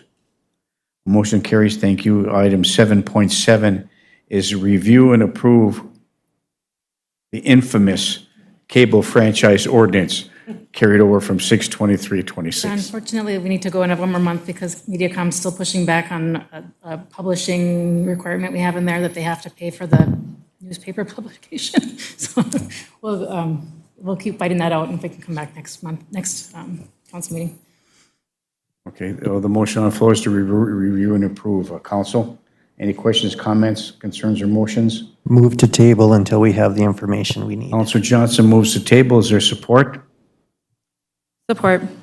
Support by Councilor Bachschnider. Further discussion? Point Pam? of order. Sorry. Britt, I was just going to ask you if we just do it as a summary, and they still don't want to, okay. Okay. Their comment was no other city makes us pay for it. Normally, it's just a small paragraph that I put in the paper, so, okay. Point of order was? I didn't say point of order. I was just going to say we're not allowed to discuss a tabling motion. Yeah, I think just someone had a else said point of order, yeah. That's right, so. And I think Counselor Paulson said it, though. I just said not allowed, really quietly. All those in favor signify by I saying have a point aye. of order. I do actually have a point of order on the tabling motion itself, not a discussion. So, Well, can there be a point of order on a tabling motion? yes. Yes. Okay, point of order. Thank you. So when we table it, we had this discussion last time. So I want to make sure we're doing our tabling process properly, because when you table it, then does it just go away until you're supposed to set a time and a date to end the tabling motion. We've had this discussion. So I guess in order to move forward, do we want to table it till the next meeting or until the information is available? Otherwise, if you table it, it's tabled indefinitely, is my My motion interpretation. was until we have the information we need to make the decision. I'm sorry, say that one more time? Table until we have the information we need to make the decision. Okay, I did not hear that. Thank you. That was in the motion, and that was the support of the motion. Thank you, Councillor Paulson. Is there any further discussion? Was there any further discussion on the point of order? On the point of order? You can discuss a point of order, right? Right? We resolved it, so. The point of order has been resolved, I would say. Okay. All those in favor, say aye or nay. Aye. Aye. Opposed? Motion carries. Never mind. Okay. Item number 8, discussion items, item 8.1. Adopt the finance resolution number 26-013, the schedule of bills. So move. Move to approve by Councillor Bachschnider. Is there support? Support by Councillor Beyondich. Is there any further discussion? Councillor Bachschnider, then Councillor Paulson, and then anybody else. Thank you, Mayor. I just want to say thank you to Megan. I sent Megan an email this morning, or late last night probably, with a bunch of questions, and I was able to get those answered on the schedule of bills. And then there are some reoccurring expenses that we can expect to fall off next month that we're already just moving forward, but based on the spending freeze, will no longer be moving forward. Thank you. Okay, thank you. Councillor Paulson? And I will be abstaining from the vote since I am on the bill run. Thank you. My business is. Okay, it has been moved and supported. Is there any further discussion? Hearing and seeing none, all those in favor signify by saying aye. Aye, opposed? I'm sorry, Councillor Beyondich, Councillor Beyondich recuses, and as does Councillor Paulson. We still do have a quorum to approve, so approved with 2 abstentions or recusals. Thank you. Item 8.2 is approve the request from the Dream Machines Car Club to close Chestnut Street from the 100 block to the 600 block for a car show on Saturday, August 22nd, 2026, and provide picnic tables, garbage cans, and porta potties or latrines for this event. So moved. Support. Moved to approve by Councillor Johnson and supported by Councillor Councillor Bachschnider. Is there any further discussion? Hearing and seeing none, all those in favor signify by saying aye. Aye. Aye, opposed? Motion carries. Item 8.3, approve the request to close the 200 block of 6th Street South for the AEOA block party on July 24th, 2026. So move. Support. Moved by Councillor, I think that was me. who supported then? Okay, moved by Councillor Bachschnider, supported by Councillor Beyondich. Is there any further discussion? Councillor Johnson? Thank you, Mayor. I know this year they're requesting that we close Second Avenue. I'm wondering if we can't just, and it's for safety, there's a lot of parking challenges down there when they're busy. I'm wondering if we can't work with the police department maybe to slow down traffic and put some signage and coning there to slow the traffic down in that block instead of rerouting them to what would probably end up being First Avenue and down that way. I think if we just slow them down, that will alleviate the challenge as opposed to blocking off Second Avenue and creating a different public safety challenge. Thank you. Are we committing law enforcement services to this event? Mayor, if I can answer this question. Yeah, We please. we had, this is the email she sent initially, and then Chad, Deputy Chief Nicola had responded and said, we absolutely cannot, will not close on Second Avenue. However, our police and fire do attend the event, and they will do their best to make sure that traffic is at least slowed down in that area. It's exactly how you said, no parking on that side of this Second Avenue, using cones, putting the trucks a little closer to the intersection so it just naturally sees the lights, and people will hopefully slow down a little bit. So I would request that a motion reflect that we are only closing 6th Street South and slowing down 2nd Avenue West. Mayor, I'll keep my motion as per the request. Okay. Councilman Boxleiter keeps the motion as originally stated. Who supported that? Councilor Beyondich, you same? Okay. Is there any further discussion? Hearing and seeing none, all those in favor signify by saying aye. Aye. Aye, opposed? No. A roll call, please, Pam.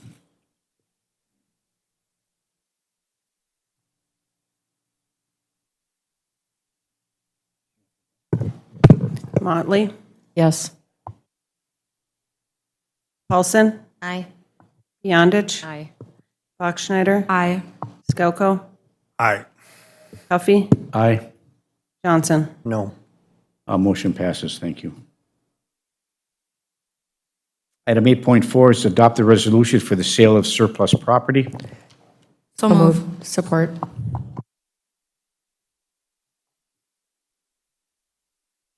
Moved by Councilor Bachschnider and supported by Councilor Motley.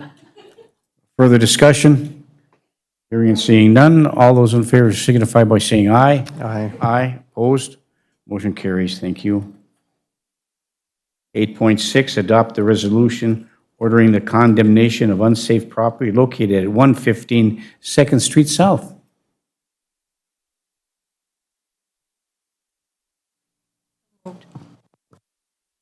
Moved by Councilor Beyondich. Is there support? Support. Support by Councilor Bachschnider. Is there any further discussion? Hearing and seeing none. All those in favor signify by saying aye. Aye. Opposed? Motion carries. Thank you. What did I miss? Oh, item 8.5. We'll go back to that. Approve the request for the donation of surplus property. So move. Move to approve by Councilor Bachschnider, supported by, thank you, Councilor Beyondich. Is there any further discussion? I got to be more quick on the eyeballs. Hearing and seeing none, all those in favor signify by saying aye. Aye, opposed? A motion carries. Okay, item 8.7, adopt the resolution for the renewal of the lease for copier in the attorney's office. So moved. Move to approve by Councilor Johnson. Is there support? Support. Support. Support by Councilor Motley. Further discussion? I just wanted to let you know that this decreased $20 per month. Okay. Councilor Bachschnider? Thank you. Is this, Brian, in your office? No, okay. The old attorney's office Got it, it's the upstairs. old attorney's office here. Okay, thank you, I appreciate that. Thank you. Councilor Beyondich? Okay. Okay, thank you. It has been moved and supported. Is there any further discussion? All those in favor signify by saying aye. Aye. Aye. Opposed? A motion carries. Thank you. Item 8.8, approve the request to purchase an HD camera, lens, battery, and charger, microphone with accessories for the cable studio in the amount of $7,670.42. Did this come out of the cable fees? Yes. Thank you, Megan. Councilor Paulson? Thank you. Okay, so I've gone over this, and then we just received an email from a previous cable commissioner. And so I just want to make sure, so this request came forward, and what is this equipment going to be used for? Like, I see the B&H, but Is it going to be used for public access purposes? It's actually for production. For production? Production. If you can, you probably can't see any pictures of it, but it's the new microphones you see that are the small ones that people wear, rather than the large ones they have on the stands now. And the camera is an HD one, of course, that also live streams. And then who will be accessing them for use? It's the Cable Commission staff. So to do things for this, for public access for the city of Virginia specifically, or will these things be rented out?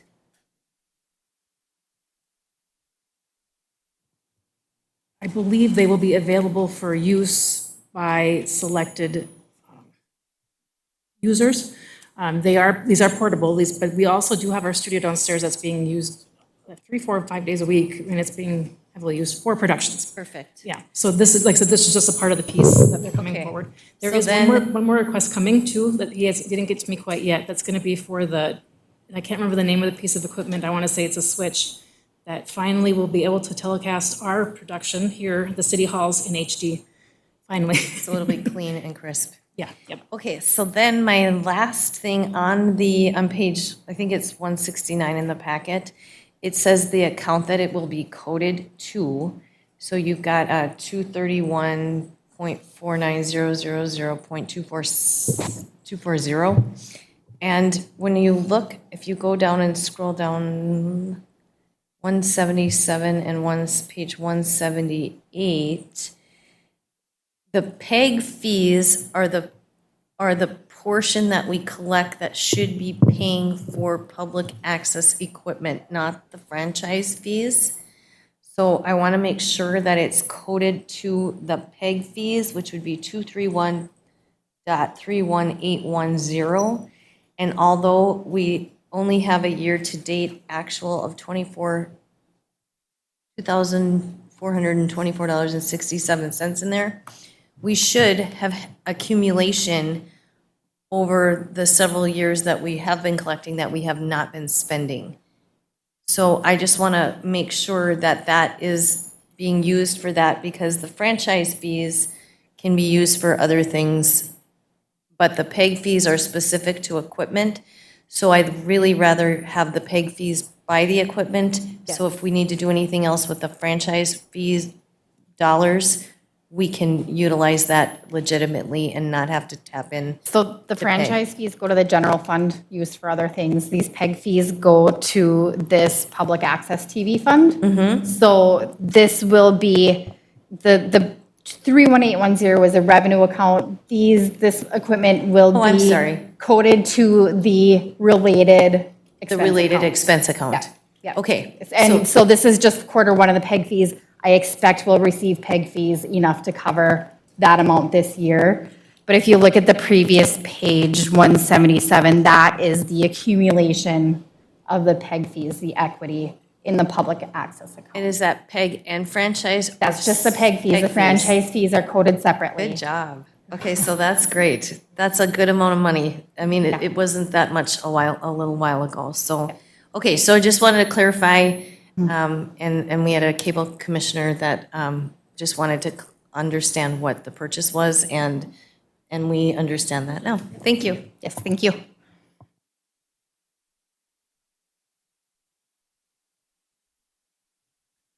Counselor Johnson?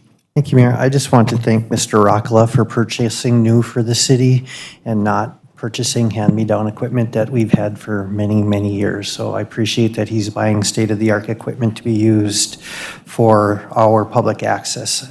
Just a little thanks to him.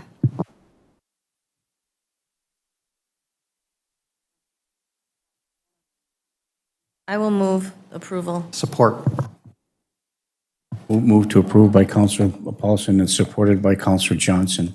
Is there any further discussion? Counselor Paulson? I just have one other item. On those items that are purchasing, they have serial numbers, is that correct? And then I would like to have a record cataloged of those serial numbers, because that belongs to the city of Virginia. Thank you.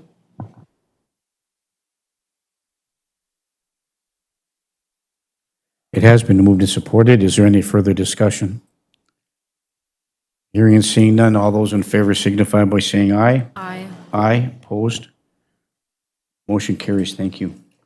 Item 8.9, adopt a resolution for the purchase of 50 each 300-gallon dumpsters and lids in the amount of $25,920. Megan, that money's coming from where?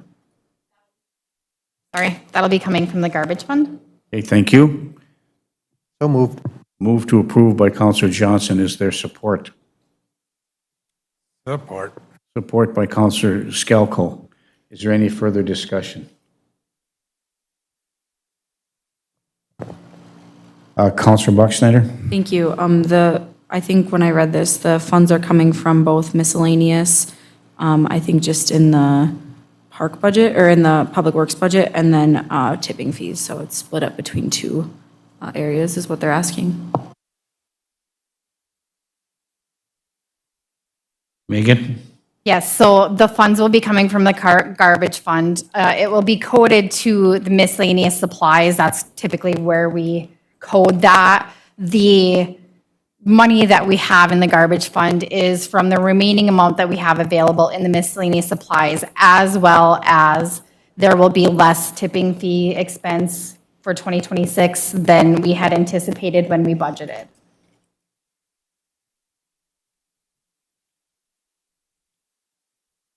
Counselor Paulson? Thank you. And this was kind of before you were here, Megan, but we had discussion on tightening up what we put under the term miscellaneous.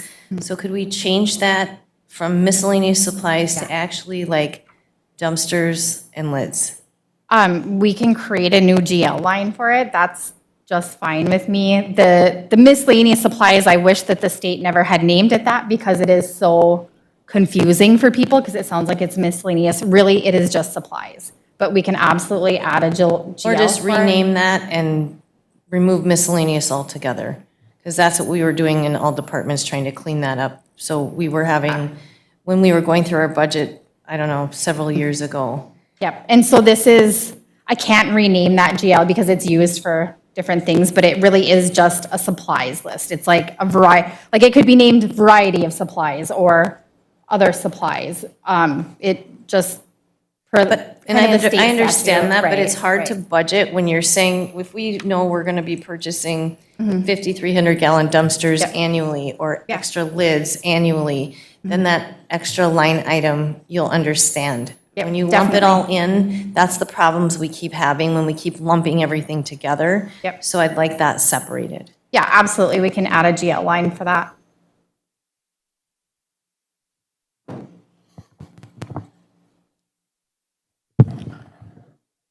Okay, it has been moved and supported. Is there any further discussion? Hearing and seeing none, all those in favor signify by saying aye. Aye, opposed? Motion carries, thank you. Item 10, Commission liaison reports. Does any city councilor like to give a commission liaison report this evening? Councilor Paulson? Thank you, Mayor. We are having our a later than normal VEDA meeting this Thursday at 8 o'clock. And we will be working through the closing details of the 1402 Progress Parkway building, which the city of Evelyn will be purchasing from VEDA. And they will be purchasing Virginia's interest from that or out of that building. So we can expect to have some proceeds of that as soon as the board decides to vote on that. But I just wanted to give an update that the sale is going through. Thank you. Okay, thank you, Councilor Paulson. Any other commission liaison reports this evening?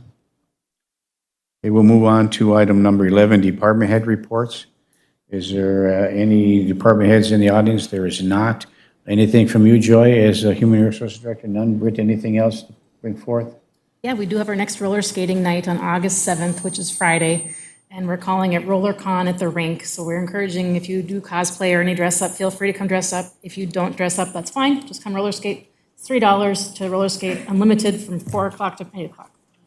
Great, thank you. Concession stand going to be open? Concession stand will be open. Yep, and skate rentals are available if you don't have roller skates or rollerblades. we have them there too. So thank you very much. Anything from legal, Mr. Lindsay? Nothing additional from legal, Mayor. Thank you very much. Pam, anything with the election, I know you've been really busy. No, the elections, well, been average, but kind of quiet, so that's okay. But we have, our testing will be coming up here. Preliminary is on Thursday, so we'll be using the council chambers for that, as well as our public accuracy testing. So we'll have the chambers set up for a week, so I'll get to be in air-conditioned comfort for a little bit, for a few days there anyway. So, and then the other thing with the forensic audit, our deadline was today at 4, and we've received 11 RFPs, and we're scheduled to meet Friday at 8 o'clock to review those with the committee. Okay, very good. Thank you very much, Pam. Megan, anything else from finance? Oh, I think I've said enough tonight. Thank you very much. Jenny, anything from community planning and development? I have a couple things, Mayor. Thank you, Councilor Paulson, for mentioning the VEDA closing. I do want to say that it's at 8:30. Our regular meetings were changed to 8:30, so I just wanted to note that. Also, we did have a Planning and Zoning Commission meeting on a couple Mondays ago. The 4th, I can't remember what Monday it is. And we did discuss the signs as requested. We do have a draft available for city attorney review, at which point then it'll go back to planning and zoning for a final kind of just recommendation to move to council. So we have moved on that, made some movement on that. And then additionally, staff did meet with Virginia Public Utilities to discuss steam conversions. We are confident from that conversation that they did provide proper notice, they're meeting statutory requirements, and have gone beyond, in my opinion, that they've reached out so many times and have documented those, conversations, emails, whatever correspondence that's been made from public utilities. Also, we have heard from several on that list that was provided at the last council meeting that they are moving forward with their steam conversions. They're a little behind the ball, but they are moving forward. And I've gotten several business owners reaching out for VEDA funding as well as AEOA and VPU loans. Additionally, included in that list, there were some of our signature buildings that we were really had some concerns about. So things are looking as best as I think they can right now at this point in time. So I just wanted to provide that update. Thank you very much. Councilor Beyondich? And thank you for the update, Jenny. And I'm wondering, are there any buildings that have, I know when I had the building in the 300 block, the steam line ran through all the basements. Do we have that concern with any of the buildings downtown? Mayor? Thank you, Councilor Beyondich. We are investigating that. We believe that we know which buildings may have some concerns that need to be addressed, but we're investigating it to see how we can best determine that. It's a little bit of a challenge, for staff to just go into buildings that are privately owned, but we have some ideas on how we can work with property owners to accomplish that. Thank you. I'm just hopeful, because our steam line ran, they shut me off, but it blew steam several doors down and wiped out a basement. So I just want to be sure that those steam lines, when they're running with, all the other buildings. So thank you for checking into that. Thank you, Councilor Beyondich. Any other commission liaison reports or department heads reports? Excuse me. I'll move to number 11, council reports. Does any councilor like to give a report this evening? Councilor Johnson? Mayor, I just would like to enter on the record that I don't think two formal meetings a month is working. I know there's been several other committee meetings, and we had a special meeting tonight. I would like to just enter that for the record, that I think it would make more sense to continue to have weekly meetings in the afternoon as we move through many times in this chambers. We're hearing, I didn't know anything about that, or this is the first time hearing at it, and that's what happens when you only have 2 meetings a month. And I think that it sometimes catches us off guard, or catches me off guard, and I would like to be able to have that information I also, once again, think it provides better opportunity for the public to hear, rewatch, and voice questions accordingly. The other request I have of staff is to get an update on the library steam conversion for the next council meeting. I'm just curious to know where we are, what the timeline is, that kind of stuff. And then I have some notes. I would also like to make a motion to direct the city staff to put together a packet on what it means to be a write-in candidate officially. There's a lot of talk about writing people in, and there's actually a legal state process that needs to be followed to do that. I'm sorry, Pam, I can comment on that right now, if you'd like to. I'm making a motion, actually. Because I think it is our duty as elected officials to provide as much information to folks out there to make sure they're getting it right and that they are able to run appropriately if that's something they want to do. So that is my motion. A motion by Councilor Johnson. Is there support for that motion? Is there support for that motion? Is there support for that motion? Motion fails for lack of support. Pam, did you have some information that may be related to this with respect to the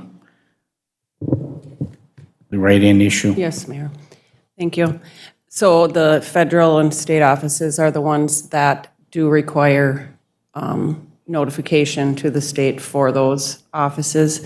The city offices, we were not able to do a resolution because it had to be done before we received any candidates to apply for this offices. So there can be write-in people, and they can do a write-in campaign. They do not have to notify me because we do not have a resolution in place. So that is something that we will have to do moving forward before people actually sign up for offices. And so that being said, anybody that is doing a write-in can set up a campaign, and all the votes will have to be counted for whoever is a write-in candidate for the city offices. Thank you. Councilor Johnson? What is the process if someone is written in and they do not want to accept?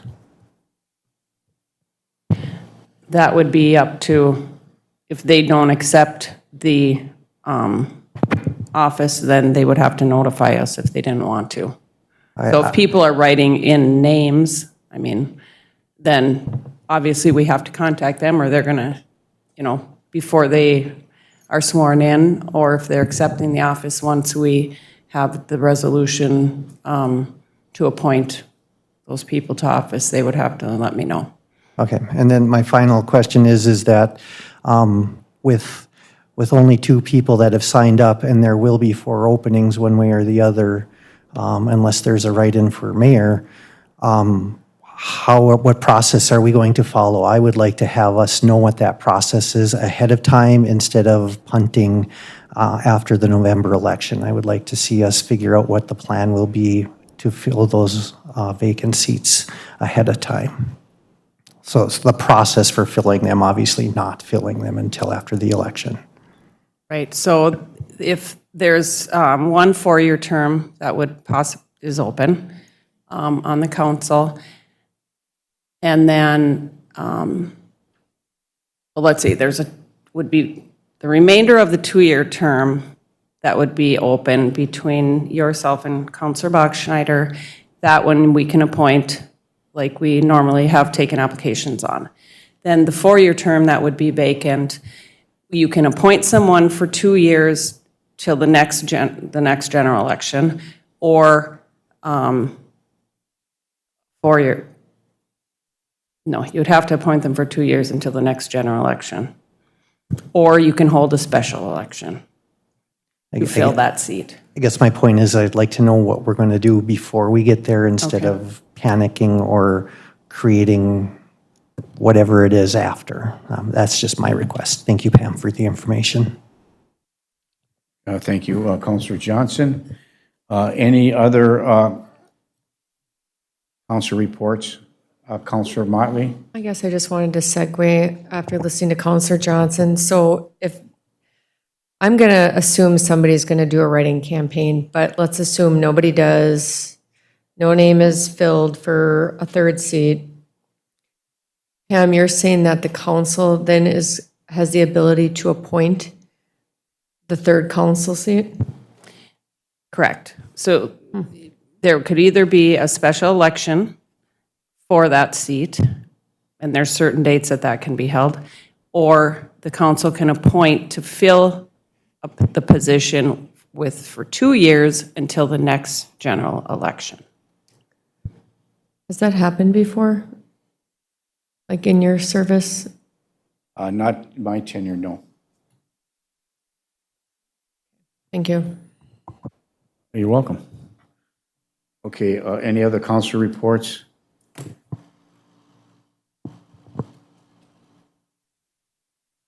Councilor Buckschneider? Thank you, Mayor. Over the last maybe week or so, I've had the opportunity to meet with Joy, our HR director, and just discuss some opportunities for improving efficiency. And so one of the things that we had discussed is the payroll process and how it's very manual right now, as well as our job application process. People still submit paper applications. And so I did, and I'll make this in the form of a motion, but I would encourage Joy and other staff to look into some online resources to present to the council to help improve that efficiency and make a recommendation for what would be helpful. And I'll make that in the form of a motion. Support. Motion by Councilor Buckschneider and supported by Councilor Skalko. Is there any further discussion? Hearing and seeing none. All those in favor signify by saying aye. Aye. Aye. Aye, opposed? Motion carries, thank you. Okay, any other council reports? I just want to say, I would like to have a staff meet, maybe have our Parker Works, our engineer, meet with the Department of Public Utilities. There's some demolition going on back, some digging up there in the back, and there's some foundation stuff that's still in there. Instead of being removed, it's being buried. And so I think we need to sit down and find out what the consequences are for that, for any future development that's over there. So I'd like to see, and I'm not making this a formal motion, but just ask staff to have Jim Rosved and go and talk to the utilities about that very issue. So, thank you. And the second thing, I did receive a lot of calls. I'm sure maybe you did not. I met with a group of people who have a patriotic side to them, as I do, obviously. And we didn't do anything for the 250th celebration of the United States of America's birthday. Communities all over the range did. I'm disappointed that we didn't do something. That's all I'm going to say. So anything else to come before the council today?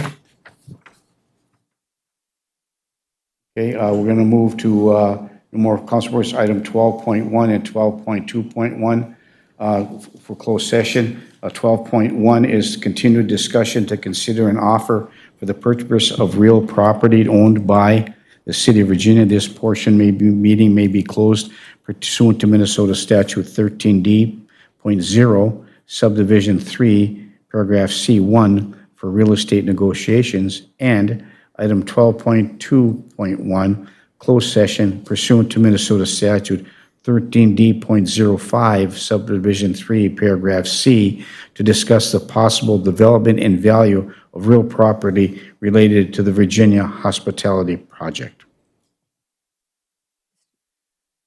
Look for a motion going into closed session. So moved. You have something before, you have one report before we go? Go ahead. I'll support for discussion. Then we'll move to closed session? Can I do a discussion on a? Yeah. You move to closed session as your support for further discussion. Further discussion, Councilor Motley. Is it wise to have closed discussions without our attorney present?